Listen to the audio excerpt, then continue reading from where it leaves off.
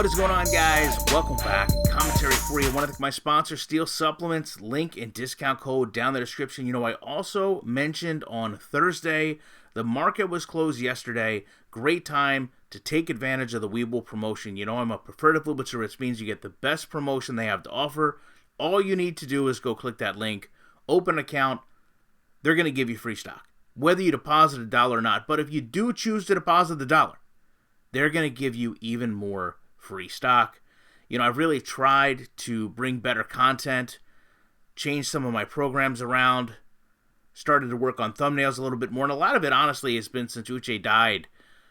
I kind of went through a lull in wanting to create content, and it's kind of reinvigorated me now, though, to make content. And this image right here, I know we'd have so much to say. Jonathan Taylor shifting through alignment. And this game is so bad. And so many of you saw that on the video on Thursday, and that's why I love to show not only how bad it is in the passing game, but the running game as well. But this play in particular stood out for a couple of reasons, and I want to approach this in a little different way than I normally do, because it's not just about not executing football. It's not just about failure of X's and O's. It's if we look at this from a fundamental eye, if we talk about replicating football, this game is impossible. So first of all, Jonathan Taylor gets the ball. I don't know if this is a Nick Foles issue with the handoff or not, but I am pulling as hard to the left as I can. But for some reason, the handoff is just so far away from where I need to be. And I almost kind of glide over. And that's okay. I'm still getting behind my blocks eventually, but not in a traditional football sense. So I want you to take a look at this interaction here with number 72. Now, I'm running toward them.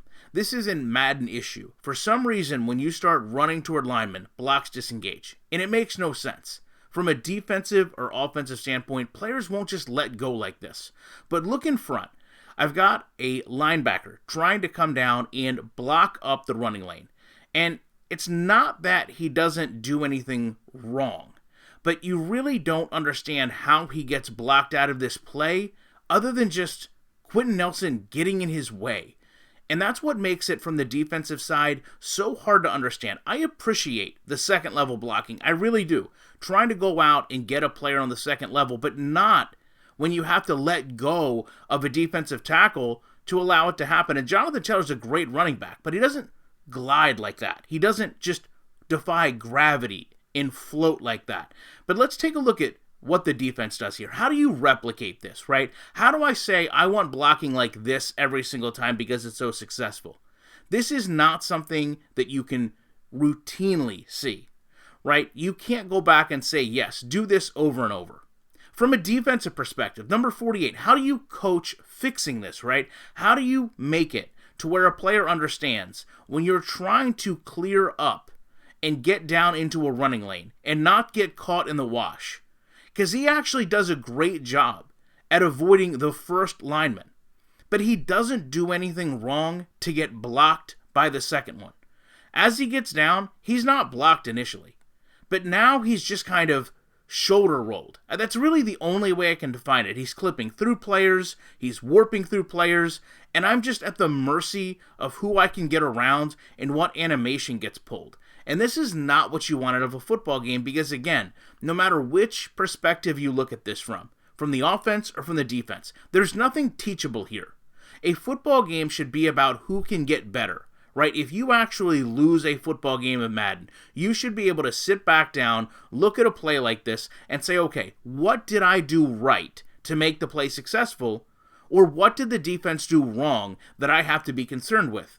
And when you watch Jonathan Taylor get this handoff, the reality is there's nothing here, right? I can't go back and say, yes, I can replicate this play from a blocking standpoint.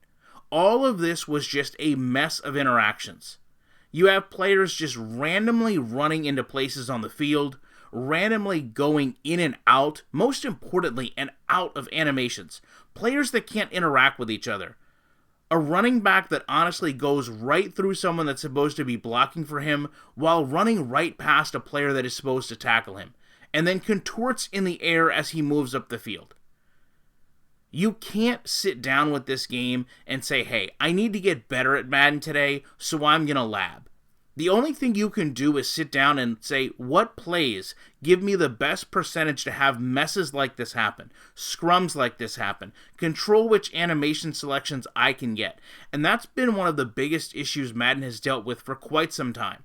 You don't have X's and O's anymore. You don't have who knows football best. You don't even have really who is the best player outside of Madden Ultimate Team, where everything comes down to ratings and who gets the best overalls. The reality is, a lot of the time, the best overall is simply the player that has the absolute most animations available to them. So they're going to have a greater propensity to break tackles, get into the open field, move around linemen, catch the ball, whatever they need to do. It's the animation that allows it to happen. And we were supposed to get away from animation-based football gameplay a long time ago. That's why over 10 years ago, there was a game called Backbreaker that came out and didn't have animations, that had players aware, that knew what their responsibilities were, knew what their roles were, and could play football. You don't have that in Madden. Instead, you have this. And it really is heartbreaking that a whole generation of football fans, not just gamers, but football fans, don't even begin to have the slightest concept of what simulation football gaming can mean. Because to a Madden gamer, this is a Jonathan Taylor run for 8 yards. But to a football fan, this is an absolute tragedy of trying to replicate the sport, and there's no excuse for it. Clint Oldenburg was a former practice lineman. He should know all about the X's and O's, the battle in the trenches, not just from a passing, but from a running perspective. And it's clear when you look at gameplay like this, he has no concept of how to fix this game. I'm not saying that Clint doesn't possess the knowledge to make a good football game. I'm saying he has failed to take that knowledge and fundamentally express it to someone capable of programming a better football game. Now, his pride has really never allowed him to understand that, but I've never questioned his athleticism. I've never questioned his ability to get on an NFL field. He hasn't been able to stay on an NFL field, but quite frankly, not many of us, if any, really have. But the reality is, if you're designing this game, it's up to you to sit down with a programmer and say, listen, we need to make wholesale changes to make a game better. And I don't know how you start to make a football player better on a field unless you have consistency and can work on certain aspects to make them better.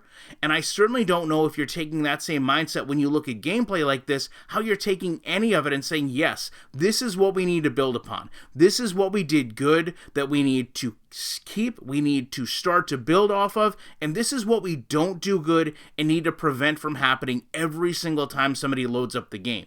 And because Madden doesn't even have those foundational blocks, because they don't even take those beginning steps to look at what works, what versus doesn't work, and then try to build upon one while taking away the other, that's why this game becomes patchwork every single year. And they can't fix these things in patches because they haven't fixed them in dev cycles. They haven't fixed them in console generations. So to sit here and think we're going to wake up one day with a better game, it's just not reality. But what is reality is this game is going to stay broken for a very long time because this is the gameplay that it has and the people that remain in charge. And until one of those things change, which quite frankly is going to probably be at the same time, I will always be back in the week with more commentary.